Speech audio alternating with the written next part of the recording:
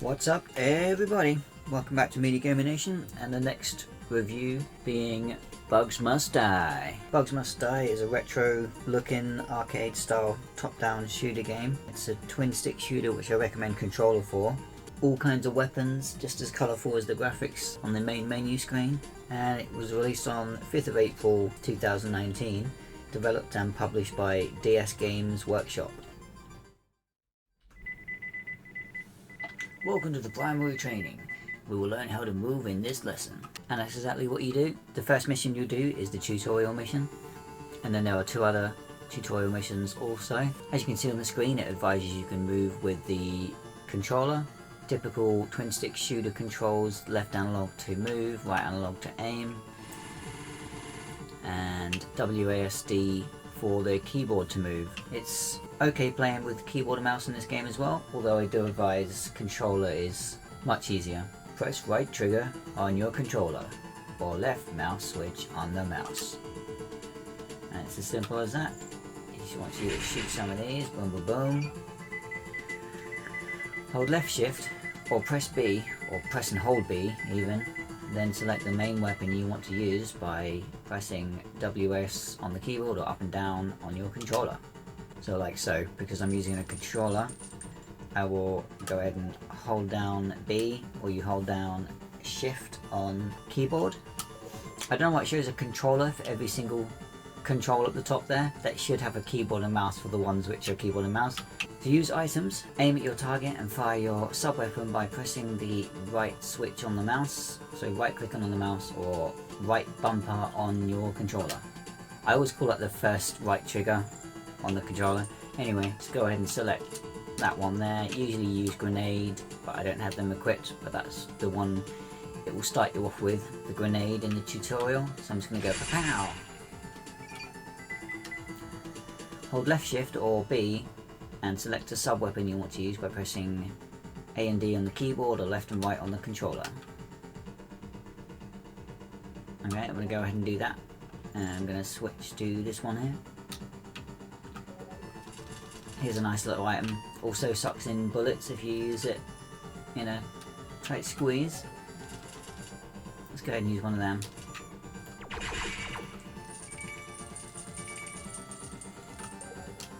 And now it wants us to go down here. Okay, whenever you pick up one of those, it will upgrade the weapon you're using, as well as switching with the hold B or hold shift. You can also press up or down on the controller or left and right on the controller. And we're going to go ahead and pick up one of them. Now we do a little bit more damage there.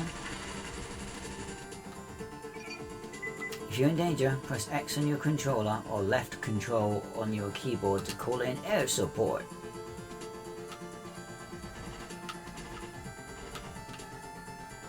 Boom! Hoorah! Oh, I just stood there and got shot. For some reason. I don't know what I was waiting for there. And as you can see, whatever direction you're holding the right analog in is the direction you'll point and aim and fire in. When the upper left energy bar is shining, which is your super special, press left bumper on your controller or Z on the keyboard to unleash your vehicle's super special power. Pow! Every single weapon will look and or be slightly different when you activate the superpower for it. And there we go, you can see that mission is now complete. That's the first tutorial mission there to get you in the swing of the controls. And now we're going to go over the vehicles, the weapons and the sub-weapons, and also the other items and whatnot. So first, you can pick between 3 starting vehicles to begin with, and you have 2 to unlock. One having the most power and range, one having less power and range but more speed, and one having even less power and range but the most speed. I've only played as these 2 so far. I suggest one of them too. In here, drones, you will unlock drones. You'll also get them during missions, which will be an item that drops while you're killing enemies. And you can also take one into battle with you. However, you have to pay for it, and if you die, I believe you lose it. the weapons. I've unlocked all the weapons so far in what I've played up to, and you start with the Gatling gun and I believe the rocket launcher or the shotgun, and then whilst playing the stages, some of the stages you'll unlock more, being the wing gun, the heat-seeking missile, the laser rifle, the flamethrower, and the almond spewer. And then you have your items. I've unlocked just over half of the items, I believe.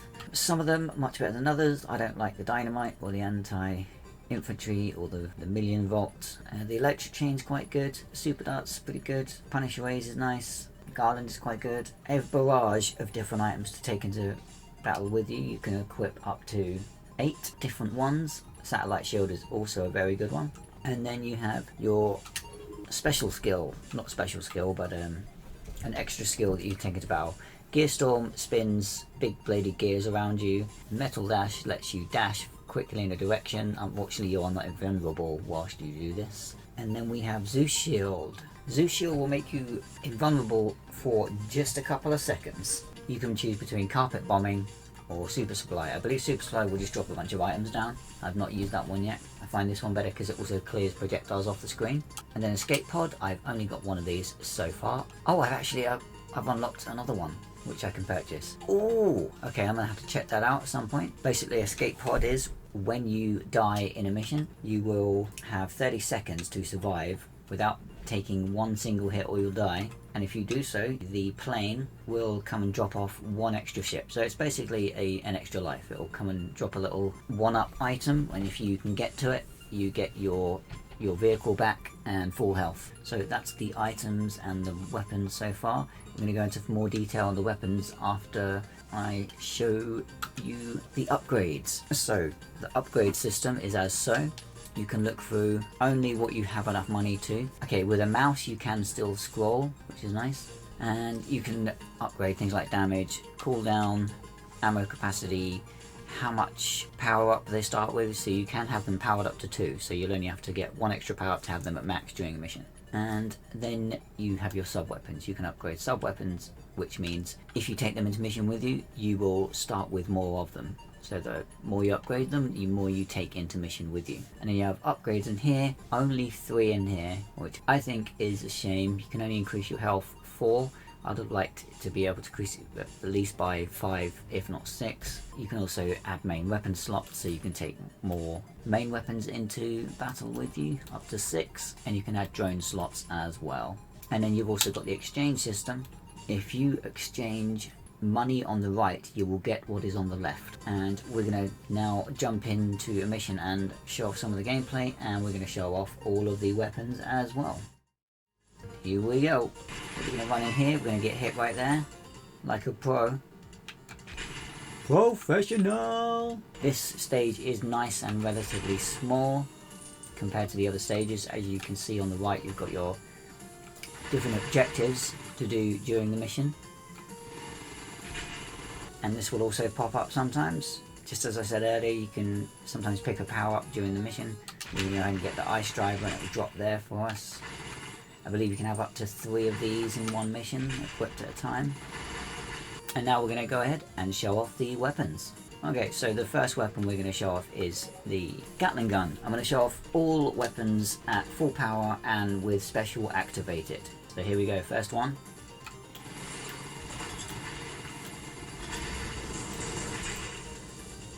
As you can see, it whoops that boss. I thought I'd show off just a little bit more of this weapon, because I only use it for a few seconds.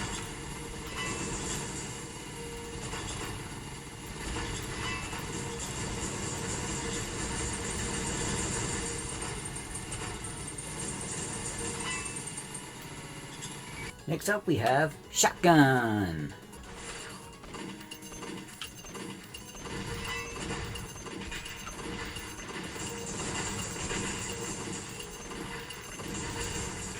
And that's the Cation cannon used at the end there. Oh yeah.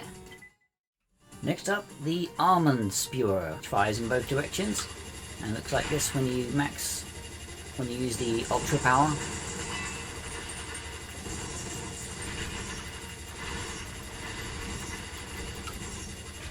Boom. And that's the almond spewer. Not too bad weapon. Best feature, it shoots behind you at the same time, but my least favourite weapon, to be honest. And next one up is the rocket launcher. I recommend taking this one with you mostly at all times, just because it's got really powerful single target damage and super big missiles once you activate the special mode. Next one up is the laser rifle, which is kind of like a rail gun. Slow fire, one line, but pretty powerful. And now we've got the heat-seeking missiles, which do have really good heat-seeking capabilities, but I do feel they're a bit slow to release into the missiles. But it is a fun weapon and a good recommended one for the starting part of the game. Next up, we got Flamethrower. Here it is on power level 3 without special, and here it is with special. Boom! Very nice.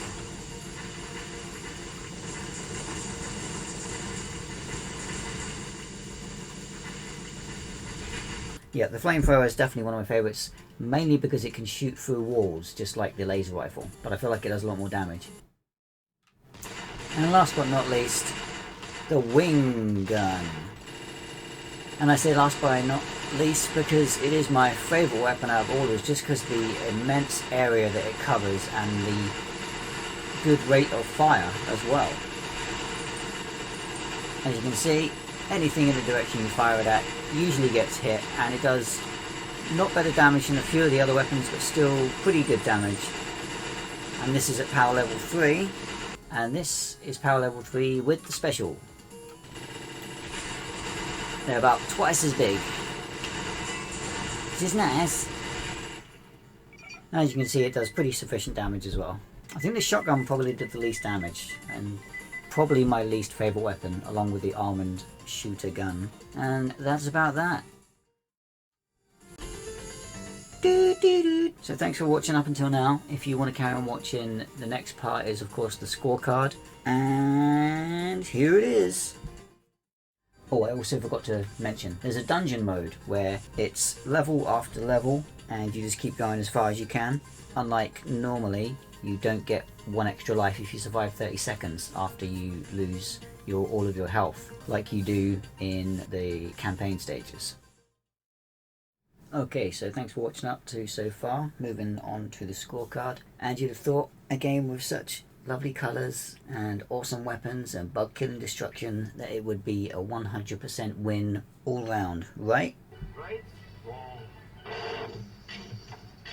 Now, somewhere, somehow, someone's gonna pay.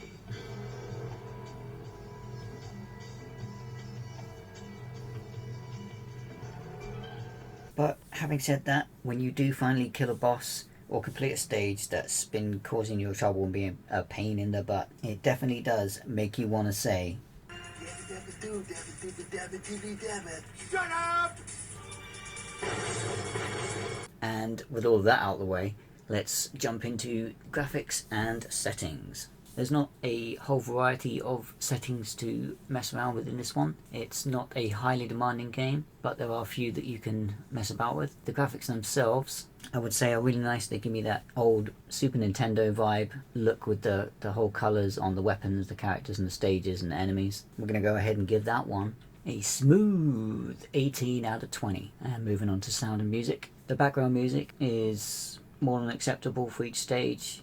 None of them feel too repeated or anything like that. I'd say the sound is good, and I'm going to give that one another 18 out of 20. Shy under 20 points max score, because I feel like some of the songs, some of the background music could be a bit chunky or beefier for some things like boss enemies and stuff like that, just to draw you into the action even more. Story and characters, there's not a whole bunch of story, but there's a little bit to it, and there are 3 characters with of course the 2 extra unlockables, which I've not got to just yet, so we're going to go ahead and give that one a score of 14 out of 20. And jumping on to combat and controls, the controls I think work really easily for mouse and keyboard or controller. As I said, I definitely recommend using a control pad for this one, just because I think twin stick shooters are usually more user friendly with a controller. And then we have Combat feels really nice, but the hitbox does feel a little bit too big, at least with the second vehicle which you can play as. So that one is going to get a 16 out of 20.